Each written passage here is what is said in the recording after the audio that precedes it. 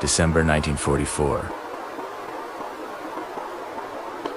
Ardennes Forest, Belgium. Snow falls thick, silent, hiding death in its folds. You hear engines first, low, hungry, predatory. Panther tanks, German steel ghosts moving through white mist, hunting. Ahead, 3 American Shermans, smaller, lighter, expendable, so the Germans think. But then, something snaps. A turret pivots faster than thought possible. A shell streaks across the frozen air tungsten core, screaming velocity, and the Panther just melts. Fire erupts. Snow turns black. The hunters are about to become the For months, German tankers mocked the M4 Sherman. Runsons, they called them light up every time. Easy targets. Panthers felt invincible. Thick armor, long guns, 1,000-yard kill zone. The Americans, boys in tin cans, or so it seemed. But behind the factory doors in the US, something quietly lethal was brewing. Engineers weren't building a new tank. They were reinventing the old one. The M4 Sherman got a new heart, the 76mm M1A1 cannon, tungsten HVP shells, improved optics, gyroscopic stabilizers, and deadly coordination with P-47 Thunderbolts circling overhead. Panthers didn't know what hit them. When the snow settled in Ardennes that winter, the battlefield had flipped. The obsolete Sherman became a Panther killer, not by starting over, but by perfecting what already existed. To understand the shock, you need context. The M4 Sherman of 1942 was a mass production marvel. Reliable, repairable, easy to train crews on, but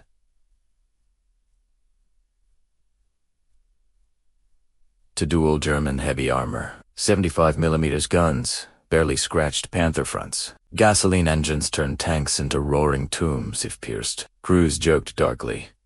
5 Shermans to kill 1 Panther. Survival mat. By summer 1944, Normandy proved it brutally.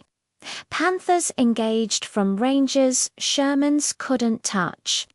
Platoons were wiped out before firing a shot. Morale collapsed.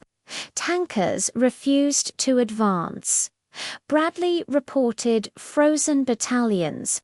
Eisenhower saw Allied armor bleeding faster than replacements arrived, building a new tank. Impossible war was accelerating, but one question changed everything. Enter the 76mm M1.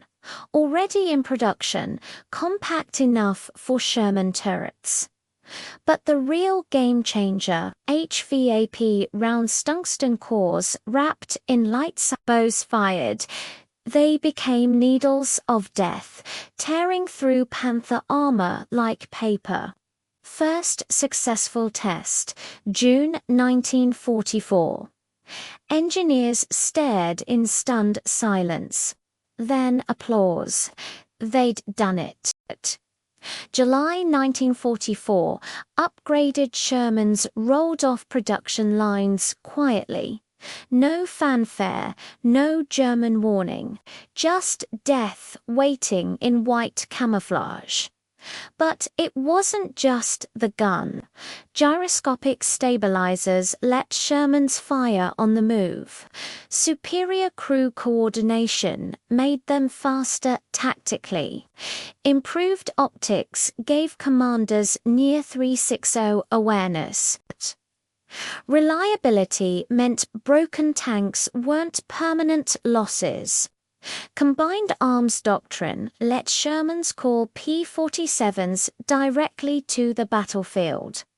The Germans dismissed these small advantages until it was too late.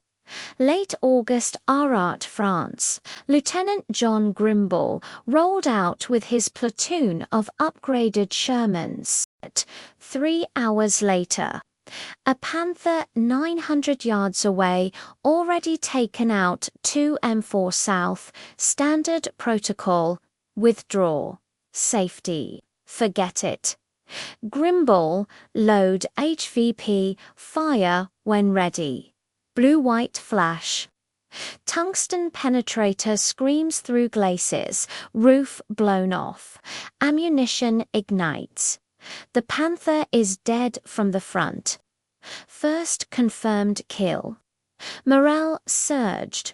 Winter 16, 1944, Ardennes, Battle of the Bulge, 200,000 German soldiers, 600 tanks, Blitzkrieg reborn, early morning chaos, but scattered among retreating Americans.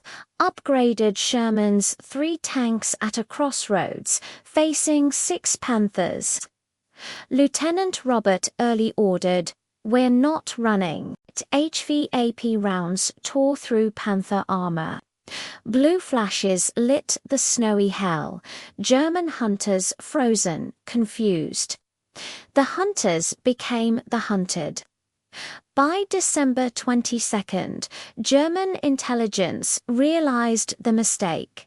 Shermans weren't just fighting, they were winning. Panther crews hesitated, feared, sometimes abandoned tanks. Hitler raged. The upgrade wasn't a rumor, was a revolution. Christmas Day, 1944. The 2nd Panzer Division, trapped, isolated, out of fuel, met American Shermans and infantry. HVAP rounds shredded Panthers, flanking maneuvers wiped out defensive positions.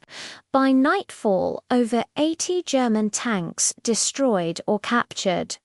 German armored supremacy shattered.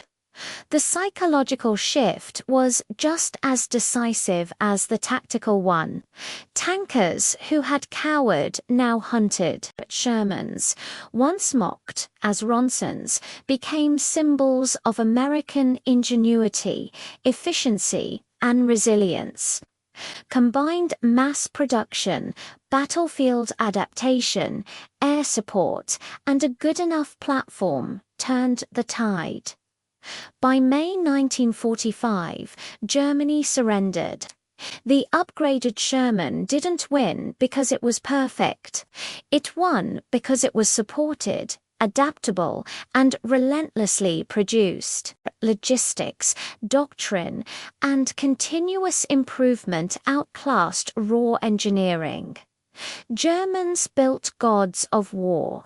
Americans built tools. You don't need to be the biggest or the strongest to win. You need adaptability, persistence, and the courage to improve every day. Sometimes small, smart changes make all the difference and change history.